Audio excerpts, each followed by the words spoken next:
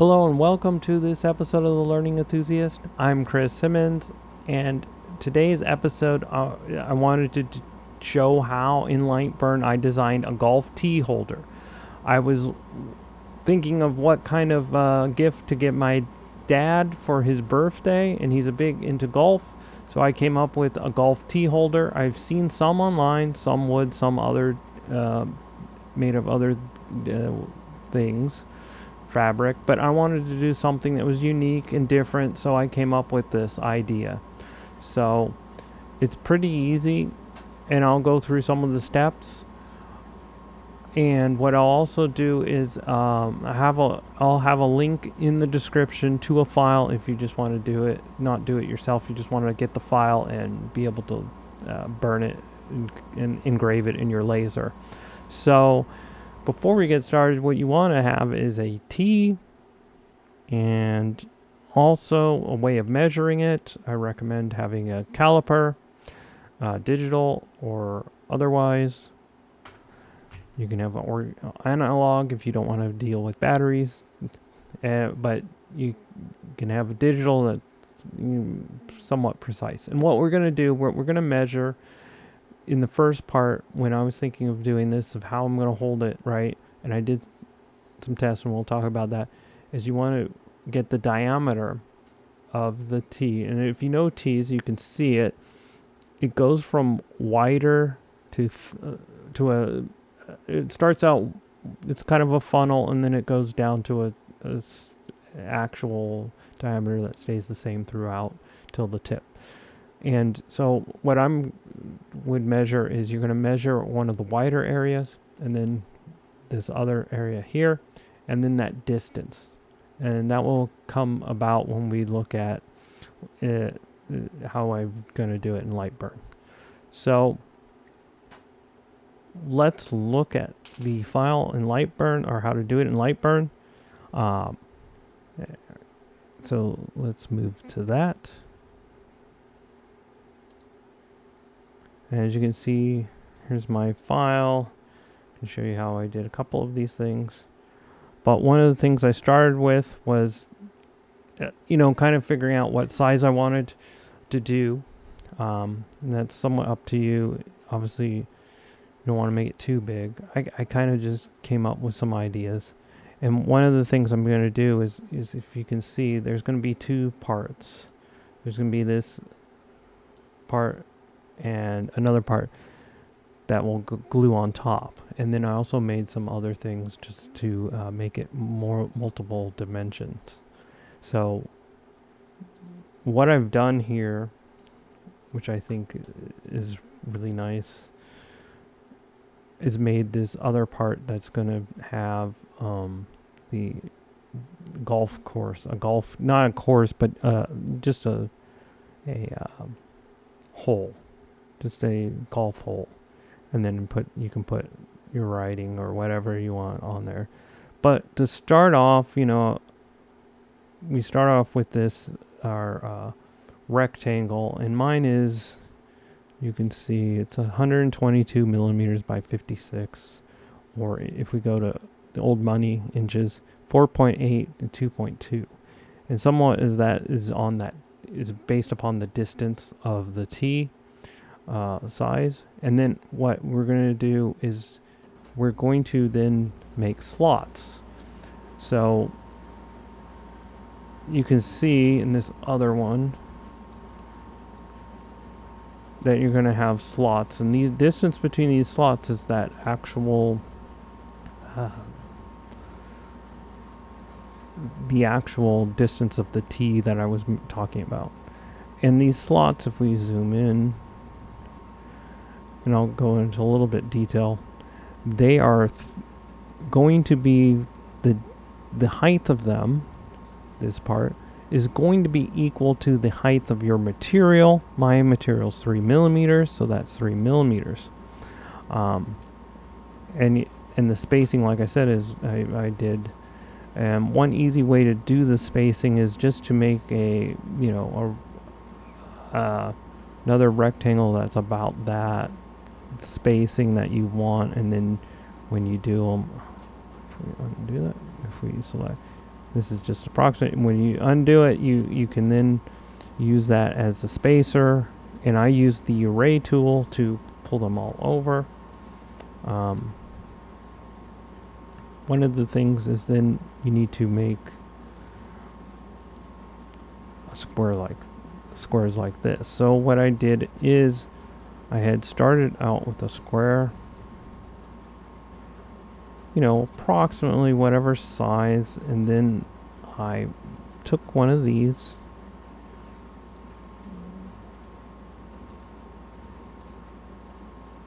if I ungroup and ungroup, I took one of these and duplicated it, and then I put it down here onto it. And then what you do there, make sure it's in the middle of whatever you're doing, and then just pull it together. So that will guarantee that this will now fit in that slot. And depending on, how you want to do it, I did it more like this, so it's a little bit more tapered. I made this a little bit wider because, and then you're going to have two, like I said, you're going to have these two diameters. This is the first one, the wider one, and this is the one that's not as wide. And you want to try that experiment, so just do these two. I would just do these two first to make sure you have the right hole before you do all of these and cut them out. So we can duplicate this, and for the height, what I did is I wanted to make sure that when this is in here, you still have ample room for the top of the top of our T, because you don't want the T to hit the bottom or hit the board. You want it to be some distance off of it.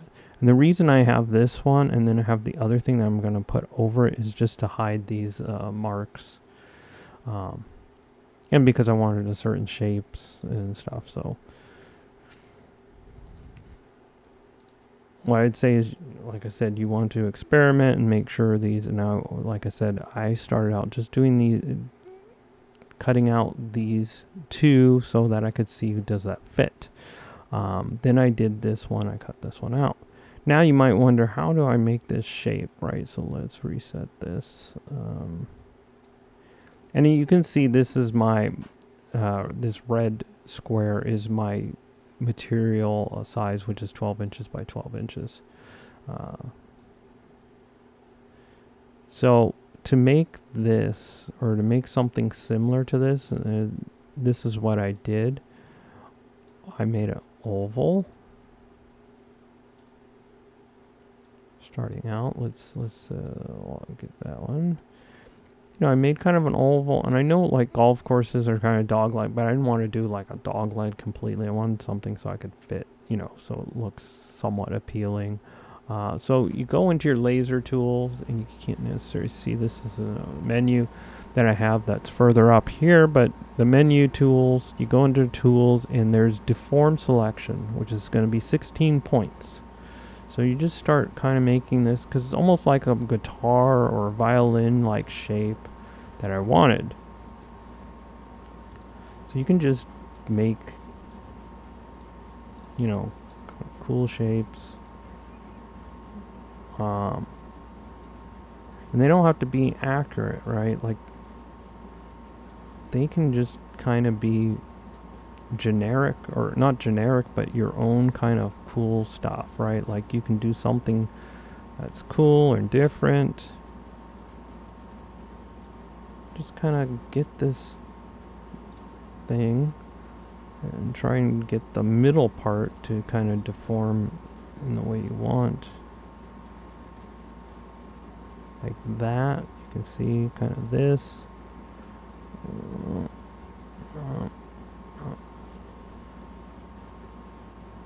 And you just keep working with it until you kind of get what you want. Like like I'm saying.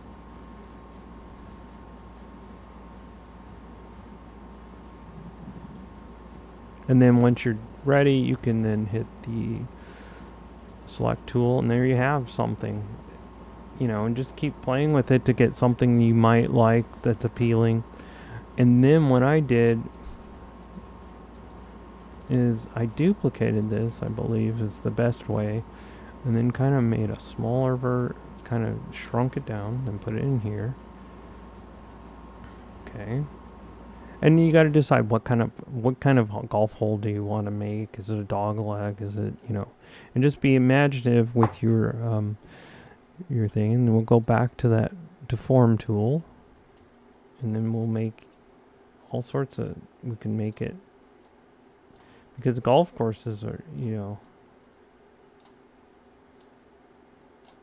little interesting, right? The way they do the grass, you can have it whatever way you want. Make it more narrow in the middle it's pretty common for a golf course. Maybe wider towards the green, or even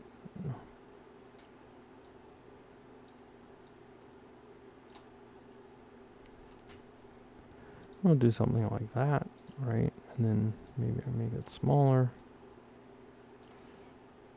Maybe I want to turn it slightly.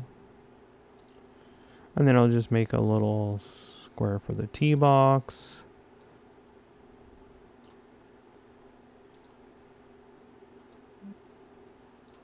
Make it a little bit smaller, something like that, right? And then you can do another little ellipse here for the green.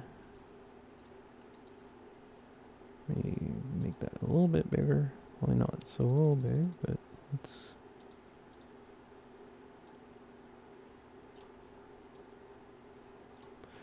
And then I would say, because, golf holes have some shape, but they're not like a uniform shape, right? So that's why using this deform tool really makes it cool, because you can make something that's unique and different.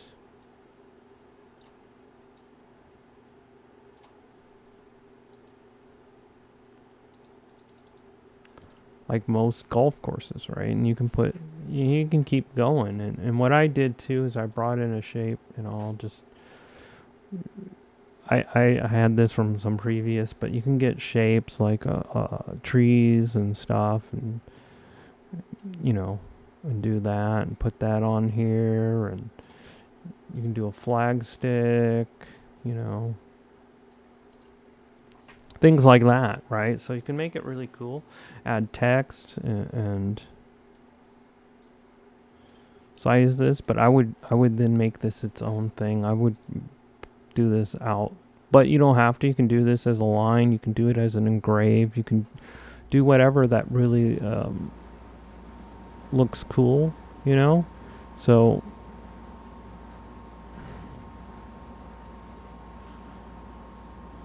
it's cool. You can make it look, you can put water. You can see mine, I put water and stuff. If you look at the one I did here, this represents water, this is the green, this is the fairway, this is that. So, be creative, or look at pictures of golf holes, So, and then you can put text wherever you want and have that engraved. So it's a pretty cool fun thing to do. And like I said, once you get this, and one thing I'll talk about in a second is just the putting it together and stuff like that. So, but I think it's a fairly cool thing. Like I said, you can make it very different and very custom for anyone you want, and I think that's cool. So let's move to this one, which we have as you can see it right here, this is the top that I did, and you can see I painted it. I'm not the best painter so I'm still working on being better at painting. Basically what I did is I did a line that was not a cutting line, but just a line to have engrave, or just to have these lines for the fairway and different things, so I could see it and paint it and make it kind of different. But I would probably work better at, do some masking or something to paint it a little bit better, so I can paint the different. Obviously, the fairway is usually darker green and that, and you can see I put in a area for a keychain. That's pretty easy, just an ellipse that's cuts out, flattened the ellipse, and then, or you could do a circle if you want to do that. Anyways, that's pretty cool. The other thing, I'll show you the backside and how that looks. And you can see this is these T's. So these little squares that you put in the slots. One thing I will mention is when I assembled it, that's how I started doing that piece only, and put the top on after. But what I did is those little things are once you put glue, it can be a little bit hard getting them into that slot if you don't have enough play. You might have to sand it, things like that. I also took a small hammer and just hammered lightly until it got in all the way flat, straight, so that worked well. And you can see I have some T's in there in this picture and how they kind of fit. I did test, just kind of fire around to see if those T's came out, and they didn't. But I may at some point add some sort of thing that just holds that you have to kind of snap off in order to take the T's out. But I think all in all, it's a cool project. It came out pretty good. I think my dad liked it. I don't know if he's used it yet, if he's put it on his golf bag and done any testing. I would also, if you paint it in glue, I would say use a wood glue, because it will absorb and glue better. It takes a little bit more time for wood glue to set up, but it makes it stronger, I think, for it. And if it's going to be out in the elements, that would probably be good. And then to go over your paint, or if you leave it stained or just natural, just make sure there's a clear on it to protect it from any elements, like a clear poly. Spray that and make sure that will then protect it from anything that would be an issue being out in the weather. So thank you for watching this quick video on how to make a golf tee holder here in Lightburn. And I don't have it here because I gave to show you in person, because I already gave it to my dad a few weeks ago. So I don't have it, but the pictures, you saw it.